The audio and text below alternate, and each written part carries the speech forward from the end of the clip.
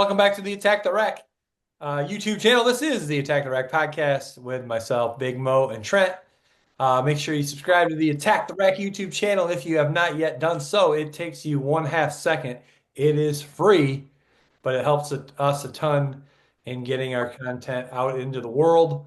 If you would like to follow us on the X platform, you can see our handles in the bottom corners of our screens. Like the video, leave us a comment. You can email us as well at attacktherack3333 at gmail.com. All right, fellas, we are past the first 4 days of the NCAA tournament. We are to the Sweet 16. In my opinion, the first 4 days of the tournament, best 4 days on the sports calendar. However, not a lot of excitement this year. We No, had, I got a few stats for you. No number 13 seed, 14 seed, 15 seed, or 16 seed won a game. That's the first time since 2017 that has happened. The in the first round, that also then means the top four seeds with a combined 16-0. Again, we're in the Sweet 16 now. All 16 of the Sweet 16 teams are from the four power conferences: the Big 12, the ACC, the Big 10, and the SEC. No other conference is represented in this year's Sweet 16. So, right off the bat, thoughts on that? We did finally get a buzzer beater. We'll talk about that next. But first off, thoughts on, no major upsets this year. I think NIL has a lot to do with it. Because you usually see like schools that have some good players on mid-major teams, and the kids perform and they play well and they win, and then they transfer to a big school. And I think a lot of that has shown this year with just having better players and better teams, and the top teams have been winning for the most part, outside of like Ole Miss and Arkansas. Yeah. So I think like those were the only two, and even then, like not major surprises with Yeah, well, and again, those are two teams from a major conference, the SEC. right. Yeah. So I don't. I mean, kind of boring just because I love the upsets and that kind of thing, but it's working out the way I guess it should, pretty much. So Think I'd be interested to see Kurt the stat on what that has looked like in the last 5 years. Because obviously you still have, do we still have some old school Pac-10 teams, right? It's old school with, I don't know who's left. I'm trying to think. The SEC Big 12. We got a couple Big 12 teams that would be considered. Yeah. yeah, So like, we say only four conferences, but really it's six. I guess I don't know Pac-10 wise if there's a team left off the top of my head, but Oh, because you're saying because like a team like UCLA, they didn't make it to the Sweet 16, but there would have been because the conferences have also consolidated. Is that what you're saying? yeah, yeah. But I wonder what it looks like, what it has looked like. Obviously, the 13, 14, and 15 seeds, 16s, like that's been only in the last 7 years, 8 years where those type of upsets have really occurred. Whereas the years prior to that, I mean, no 16 team had ever won. Right. So, is it changing that much, or is it just kind of back to a little bit more normal? true. Yeah, we did get a little spoiled with some of those upsets the last few years with the 15s and 16s. Yeah, right. And this Exactly. year was kind of just like cut and dry. Better team usually won Yeah, for the most part. and I do think some has to do with the best players from those non-Power Five conferences are probably leaving somewhere, and I would say down the stretch, I just haven't seen a lot of like besides last night, just a lot of like playmaking by the underdog in those last 3 to 4 minutes where maybe that has a little bit to do with players not sticking around as long and teams not being as cohesive. Hmm. True. Yeah, good point. And two, like a lot of times I think you'll see in the past, we've seen a mid-major team kind of be a Cinderella story, make the Sweet 16, knock off a big team in the first or second round. A lot of time those teams are, heavy with juniors and seniors. And now those players that would be juniors and seniors, really good players on mid-majors, have now probably transferred to a power school, um, depleting the roster of the mid-major. Actually, Frank Martin, he's the head coach at UMass now, saw a really good interview with Jason Brown where he was talking about the smaller schools. They are literally every year almost now, new roster, flipping the roster every single year. No one's sticking around. Everyone's transferring. They'll come there for a year and they transfer.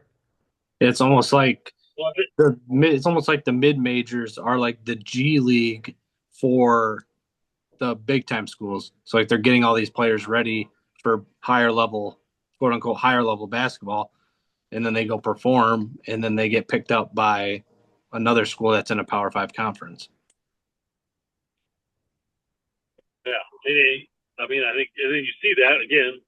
The guys are leaving the Power Five and probably going somewhere else, and then now you're building that team all over again. So it's probably going to be. I mean, I think it's going to be a Power Five type scenario most times.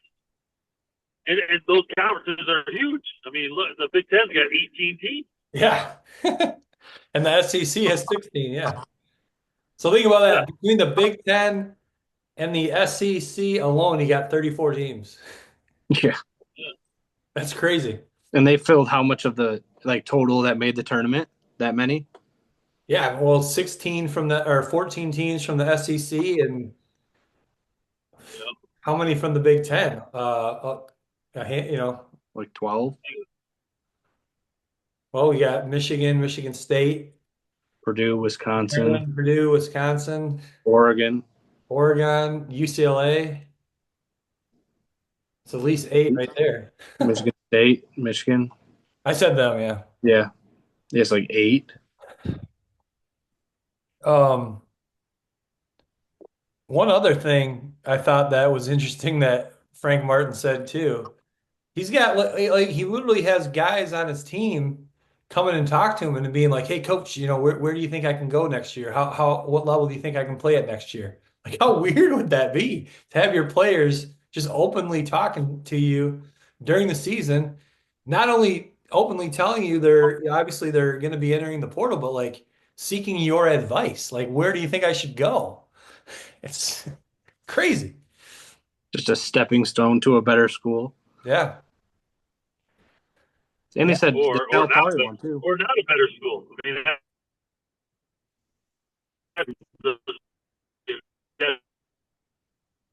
yeah, hey, I've had some.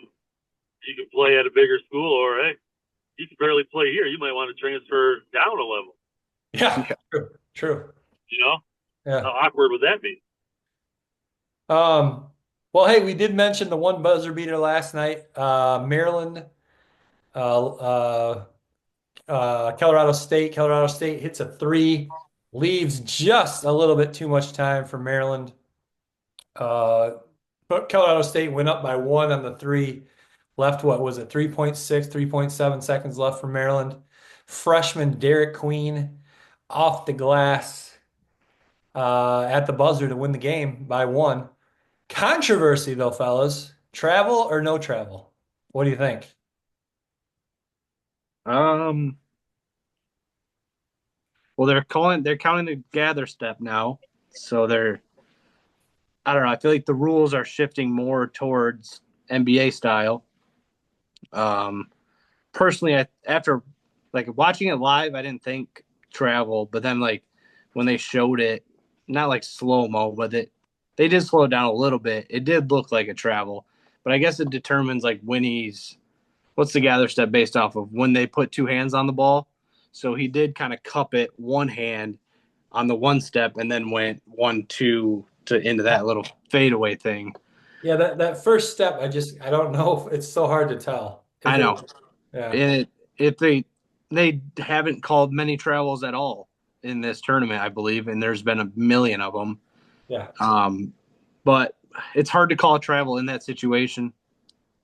So I would say it's clean. It's a tough shot too. But yeah, it was unfortunate because I had Colorado State, but Yeah, so did I. it's a good shot. We'll give it to them. Good game. At least we got our buzzer beater, Yeah, or one of them finally. at least. So finally got one. But yeah, I was surprised. Yeah, you knew Colorado State was going to hit a three when the announcers during that final timeout were like, "Oh, Colorado State's 1 for 11 from three in the second half," and it's like, "Oh, here it comes!" Like they're going to hit one now. So, but yeah, that was a great game. That was a good game to watch. Yeah, I think a lot of the dunks that I've been seeing in like fast break dunks to me look like they're taking 3 or 4 steps. Yeah, it's like catch one step and then like jump stop off of two, and yeah. Big Mo, you do some officiating. What were your thoughts on the final shot last night in the Maryland game by Derek Queen? Oh, I don't know. I don't think I think in high school that you call that a travel, but at the college game, that first gather step is so fast. I don't think, unless you slow it down, like we all probably have done and seen, you're probably like, it's questionable. In that game instance of 1 second, there's no way you can probably call it. Yeah. There was one no travel call that I think was on Thursday. I think it was on Thursday. Guy's standing at half court, got the ball kind of cupped, licks his hand, lifts up his left foot, cleans it, then licks his hand again. Now he picks up his right foot Oh no. and wipes it. What game was that? Do you remember? I can't remember. No travel call. Oh my gosh. Yeah, I don't know. It's getting a little loose, I would say. Anybody see Trae Young last night? No. Or the night before, they highlighted it. Yeah.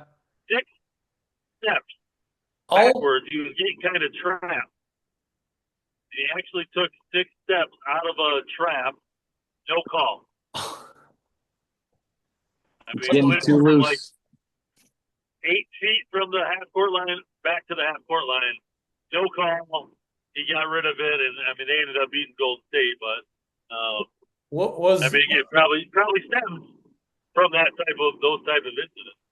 Was the Golden State Warrior players and Steve Kerr, were they going crazy like college travel, or is it just kind of like that is I what? didn't see. They just showed them kind of watching the replay, going like, "What the world's going on?" Because it was pretty much like, how do you miss that? Yeah. It's like blatant. Yeah. Thoughts on the overuse of replay this year in the tournament? It's hard to watch. I feel like they review like everything. What game was it? I think it was the Arkansas St. John's game. They were reviewing goaltending calls that happened 4 minutes ago. Yeah, I know. I was like, can they really take points off the scoreboard? If you take points off the scoreboard from 4.5 minutes ago, I think that's crazy. I know. I could not believe that they were doing that. They looked at 2 of them. The one was more recent, where it's like, all right, that just happened. Yeah. But then they showed the other one from so long ago, and I'm like, you can't add or subtract points. Yeah. Now, like that's way too late. But yeah, I feel like the review stuff is just it's crazy. They want you to look at everything. Did you see the BYU player get ejected? Yeah, that was pretty interesting. He like stepped through the double team and elbowed the guy in the nuts, and they tossed him. But I think they made it sound like that's a specific rule. Contact below the waist, even if it's not deemed, or if he created it, then that's the protocol, the rule. Which it didn't seem like anybody was even fighting. No, but it didn't look like he wound up. It didn't look like he was just like going into him. He just like stepped through and kind of clipped him, and they Yeah. they Well, tossed him. more a shoulder than an elbow. Yeah, kicked him out of the game. Well, I mean, has there really, historically speaking, has there really been an issue with flagrant fouls or repercussions of those flagrant fouls that all of a sudden they got to get so meticulous on it? I don't understand why I don't. why I the think I think just the safety. I think the hook and hold stuff has been pretty good. They say they've kind of like regulated that part out of the game.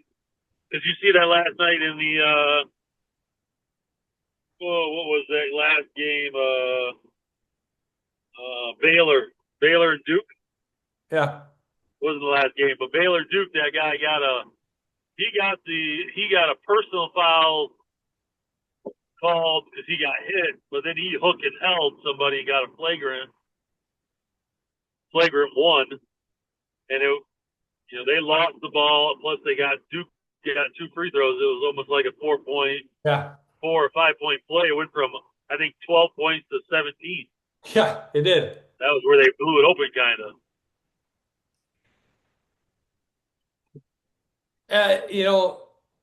What was that game Michigan had towards the end of the year? I can't remember who it was against. Rutgers maybe or Nebraska. I can't remember. Went into overtime. 5 minutes on the clock for overtime. Because of all the reviews, that 5 minute overtime session took 40 minutes of real time for a 5 minute overtime session. Oh, The game itself took 2 hours and 40 minutes for a college basketball game. they might as well start playing call your own, shoot for it. Well, probably somehow going to get AI officials here sometime. Yeah, you're probably right. Or we got to get the tennis technology where the ball lands in or out, and then they can challenge it, and it shows like the form of the ball hitting the line in or out of bounds. Like, I don't know. I felt like that you can either they kill runs or it's just completely throwing teams off because you're reviewing for so long, and it's like every other play.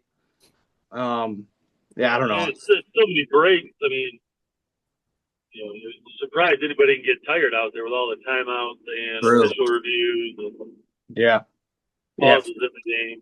And for them to be like, oh, the guy plays 38 minutes. Yeah, he stands around for 25 as well. So he's plenty of breaks. Plenty of breathers. Yeah. Also, good call on BYU, Big Mo. Yeah. I like that one right there. They're good. Aren't they good? They're just tough, man. They're good. Fun to watch. They are a good team. I think they give Bama a run as well. Oh, yeah. Who they got next?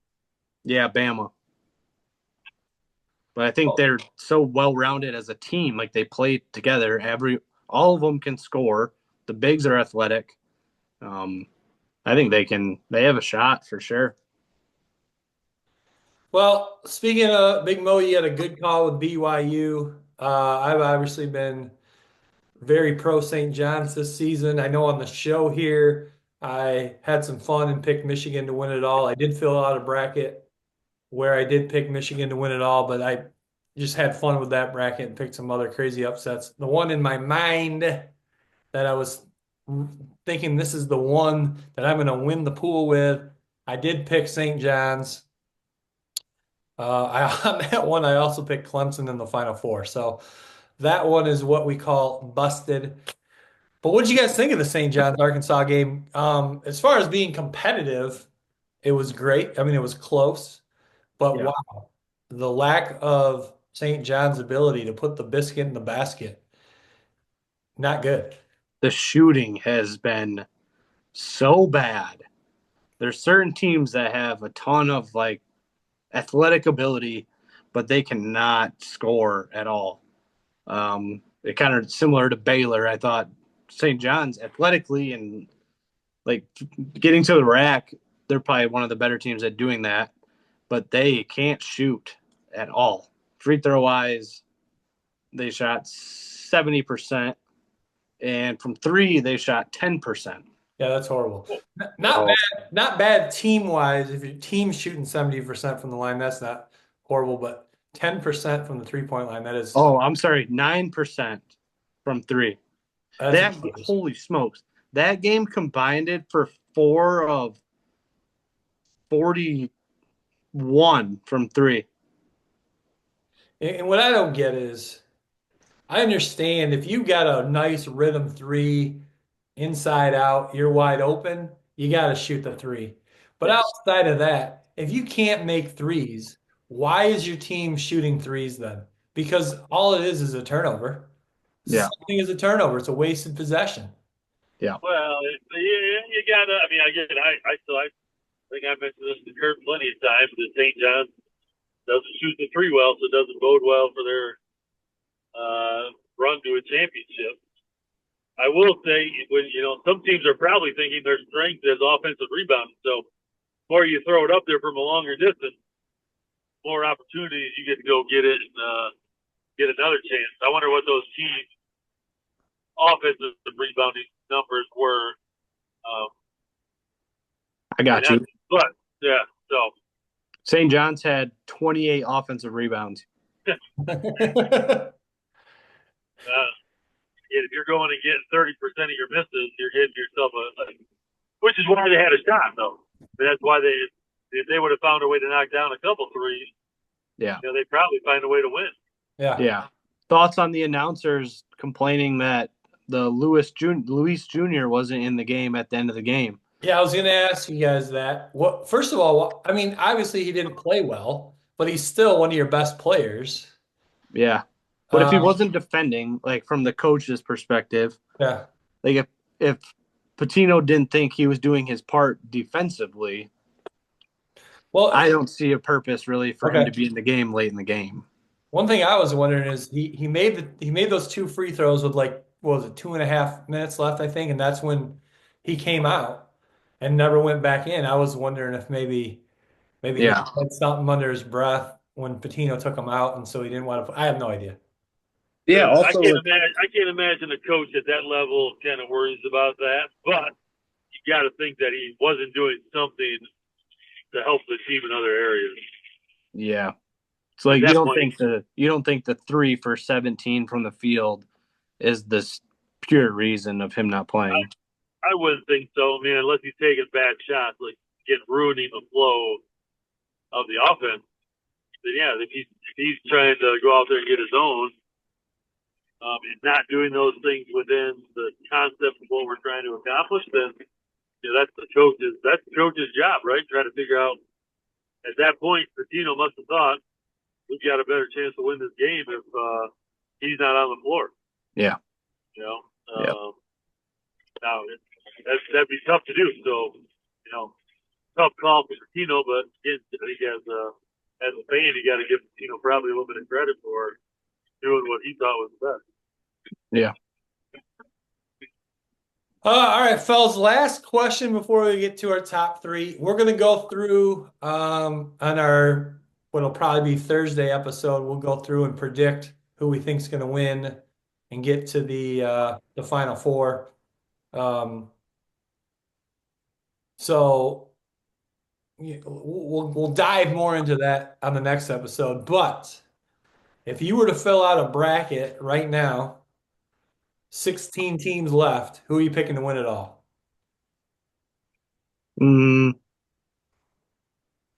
Probably Duke.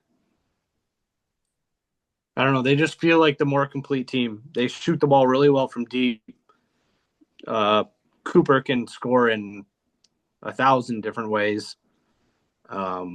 Defensively, they seem pretty solid. So I'd probably say Duke. Duke would probably be my choice because Florida wasn't very convincing to me the other night against UConn.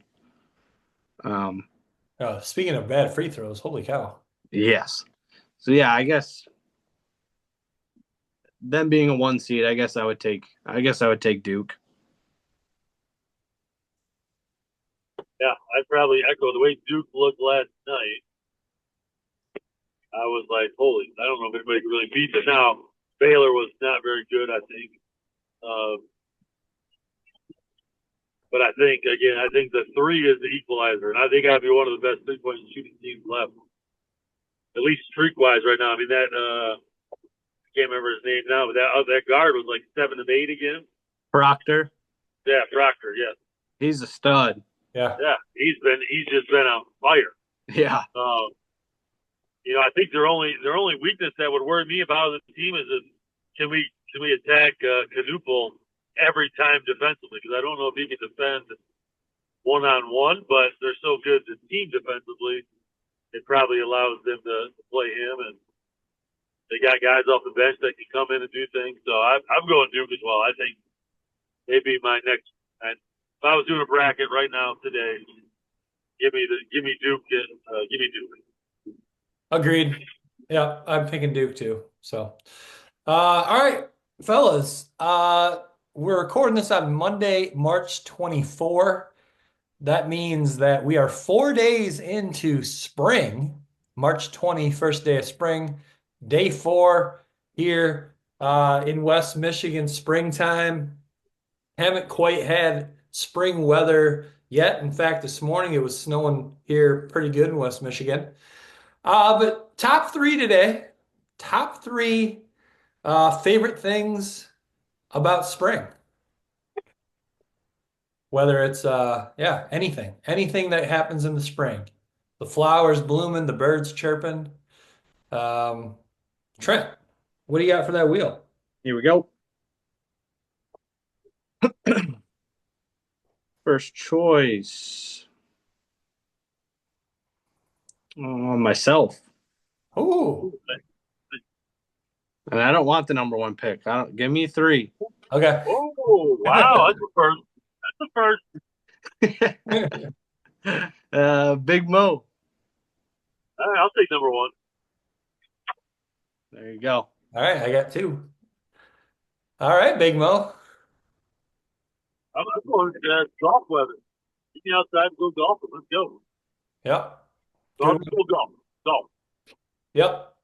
Even though I'm not a golfer, I haven't golfed in I used to like to play golf a lot more, and I definitely had that on my list as that first trip to the golf course in the spring. Know it. All right, I'm second, right? Yep. Well, I got it. I mean, I hate to say it, this isn't going to be that exciting, but you got to go March Madness. Sure. You got to. Biggest time of the year. Yeah. All right, Trey, you got 2. All right. Let's go with green grass. Okay. Get to see some green grass. All like little green grass. Yep. Better than the snow. It's like once you get rid of all the nasty stuff, then it starts growing and it looks much better and it's more enjoyable to go outside. Yeah. So give me some green grass. Sure. And then my next one, I'm gonna go more daylight.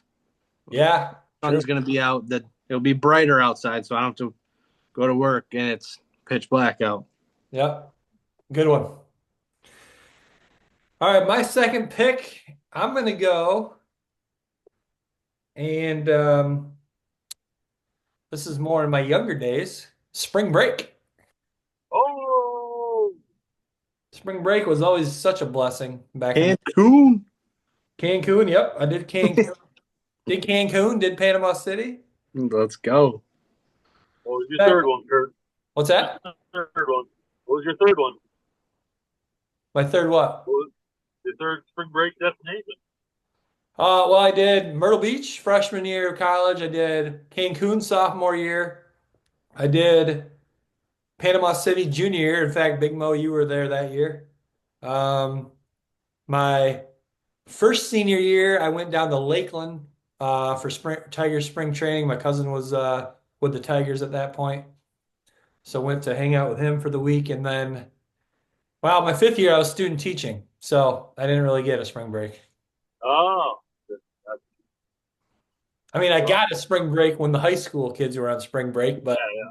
all my college friends had already had their spring break. So You didn't travel. no, I didn't. It was I think they call that a staycation. Oh, sure. All right, where are we at here? Big Mo gets back to back. All right. Back to back. 2 and 3. 2 and 3. I'm gonna add. I'm just gonna go with the weather because is there any better time than the spring slash? You could maybe compare it to the fall, but like where it's not too cold, yet it's not too hot. Yeah, for sure. Give me that 50, 60, maybe 70-degree weather where you're just comfortable. Agreed. How great is that? Yeah. And then I'm gonna go. And I you probably can do this all year round, but it's obviously a lot more enjoyable. That's getting the grill out, Kurt. Yeah. Good one. Yeah. We got the grill out yesterday, didn't we, Big Mo? We did. Grilled up some chicken, some steak, and pork chop. Let's go. Last. Fire it up. All right, so back to me then for my last pick. Yep. I'm gonna go with Major League Baseball opening day, which I would love to attend a opening day game live in person some year. Where would How you about want to this go? year, Kurt? Comerica? Probably Comerica, yeah. This year, if you were wise, you could go Friday. I think it's a Friday opening at Comerica, right? Maybe. Thursday Maybe night. not. One night. Thursday night. But I don't even know if they're home. They open Thursday night. Okay. So I think this. I think whatever they opened. I think the Pistons are in town and the Red Wings are in town all in the same weekend. Wow. That's pretty Yeah, good. little triple header. Wow. That'd be a good sports weekend right there. Plus you got March Madness going on. True that. All right, Trent, back to you. Wrap it up. My last one? Yeah. My last one, we're going to hit on like the golf weather. The Masters Good one. Oh, coming up. So give me the Masters. Yep, I had that one on my list. That's always super exciting. A tradition unlike any other. It's different. Like, I don't know, golf is a little different with some new faces, a lot of new faces that are kind of taking over the PGA. Okay. And Live, obviously, kind of parting their ways from the PGA, but the Masters, you can't beat the Masters. Always look forward to what the winner's dinner is going to be. Yeah, give me the Masters. All right. Any other ones, guys, that we didn't get to that you had on your list? I'm going to open the windows in the house. Yeah. Get a nice breeze inside. Yeah, that kind of turn the heat off. weather. What do you say, Big Mo? Well, get that fresh air, that fresh spring air blowing through the house. Yeah, weather-wise, I had wardrobe change where you can start to wear some shorts, maybe a t-shirt, maybe some sandals, some what do the kids call them now? Slides. Sorry. Yeah. Buffalo chicken. Sliders. We had a move around the set. Any other ones, guys? The other one I had is just like, I feel like with the good weather, everyone's just much happier. Oh, good one. I think winter takes a toll on some people. And I think sun being out and birds chirping, people are a lot happier. I did put NBA playoffs on my list too. Oh yeah, that's good. When is that actually? It kicks off in April, right? Okay. You didn't put the hockey playoffs down there? No, I didn't. I never really watched them, but I would like to. Let's see. How about WNBA starting up sometime, right? Don't they start up in the spring here? Yeah, mid-May. I wasn't sure is that spring or not, but technically it is. So technically it's still the spring. I was thinking too, another May event, at least here in West Michigan, Tulip Time. I had that as well. Did you? Yeah, but I didn't know if that was more summer than when does spring officially end and turn into summer? June? Not until like late June, right? Oh, that would have been good then. Yeah, Tulip Time. I mean, you guys really like Tulip Time? Come on. No. Well, I do find humor in the tourists that show up and when they take pictures of the tulips. Yeah. They don't zoom on their camera. They just get as close as possible to the flower to take the picture. I always get a kick I do out love of that. the concession stands that you set up Food trucks are Yeah. they're always nice to hit on. Could do without the traffic in School Town. That might have to be a top 3 for us. Is top 3 food truck, yeah. food truck foods. That could be a good Sure. one. Plus We go live. Got the School Town. You got all the people all the tourists making left-hand turns on the US 31. Oh, yeah. Or they hit the right onto 7th Street. Yeah. It's like, oh, shoot, shouldn't do that. Yeah. One other one I had, guys. If you're a W-2 employee, you get your tax refund. Yeah, that's a good one. Yeah, give me my money. Yeah. All right, any other ones, guys, or is that about it? No, I'm not much of like a flower guy, so like flowers coming out doesn't really do it for me. Trees getting green. No, because like that comes with allergies, which would be a negative to our top 3. So we're gonna leave that out. All right. Well, anything else, guys, before we wrap it up? We'll be back later in the week to talk more Sweet 16 and on. Anything else? No, I didn't know you guys didn't want to talk about your Big Blue. Yeah, I mean, pretty pleased. Man, they down the stretch they were tough. Yeah, they've won. You include those the 3 games in the Big Ten tournament, and then plus they had to battle back. Yeah. Yeah. Nice to see. I like it. Then we'll see your predictions on Thursday's episode. Yeah. We'll see how that goes against the number 1 overall seed Auburn. But what would be interesting is if Michigan does win and Michigan State wins, they'll play each other. That'd be kind of sweet, actually. Yeah, especially after the fireworks of the last time they played. Yeah, they should bring out the logo at that place. Oh, man. All right. Well, hey, Big Mo, safe travels there on the road. Coming to you live. Doesn't get more raw than that. No. It doesn't. You gotta do what you gotta do. That's right. All right. We'll see everybody back probably Thursday then. Peace.